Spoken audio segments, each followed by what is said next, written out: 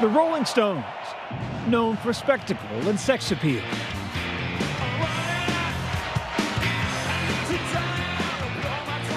But as they belted hits like Start Me Up,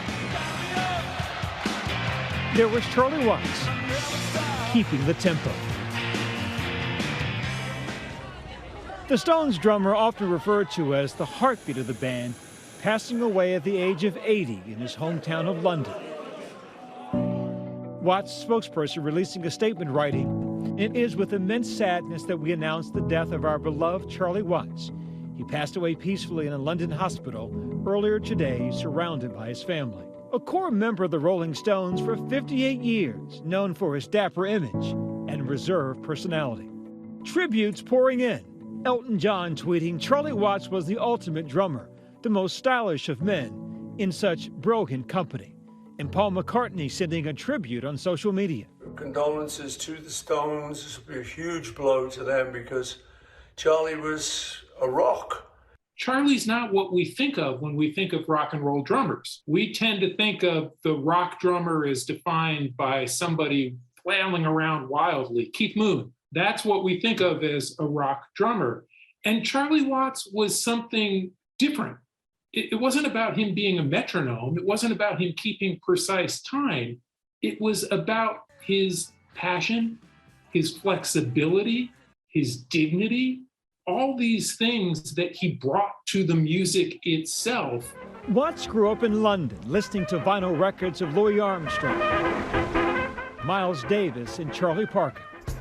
Meeting a young Mick Jagger, Keith Richards, and Brian Jones in a rhythm and blues bar in London when he was 21. I used to be in another band and they came and sat in one, Alexis Corner's band. And we used to play, it was a blues band, and they came and sat in. I suppose a little while went by and then they just asked me to join. The mid-60s filled with screaming girls, wild outfits, and the Stones' signature sound, with hits like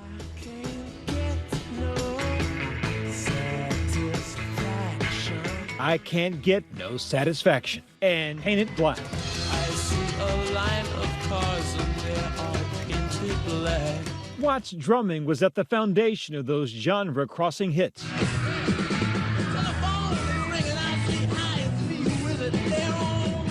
Charlie had been playing his since he was 14 years old. He could gig professionally as a jazz musician. He was a notch above, not just anybody else in the Stones early on, but most people out there doing this. He could push the music along, he could drag it back, he could slow it down, he could speed it up. He followed them as he was leading them. That's extraordinarily complicated.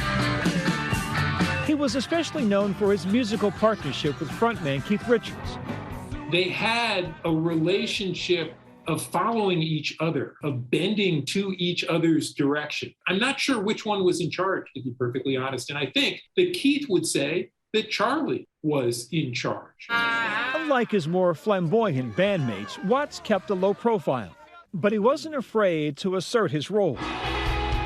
Mick and Keith had gone out drinking, and Mick comes back to the hotel, and it's well past midnight. Mick rings Charlie's room looking for my drummer. Where's my drummer? And Charlie puts on a suit, a tie, shaves, shines his shoes, goes down to Mick's room, punches him out, and says, "Don't ever call me your drummer again.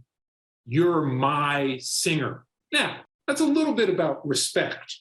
But it's also, they knew that this guy, they were in his band.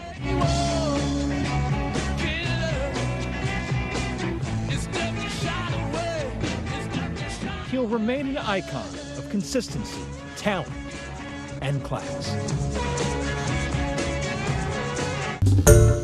Hi everyone, George Stephanopoulos here. Thanks for checking out the ABC News YouTube channel. If you'd like to get more videos, show highlights, and watch live event coverage, click on the right over here to subscribe to our channel, and don't forget to download the ABC News app for breaking news alerts. Thanks for watching.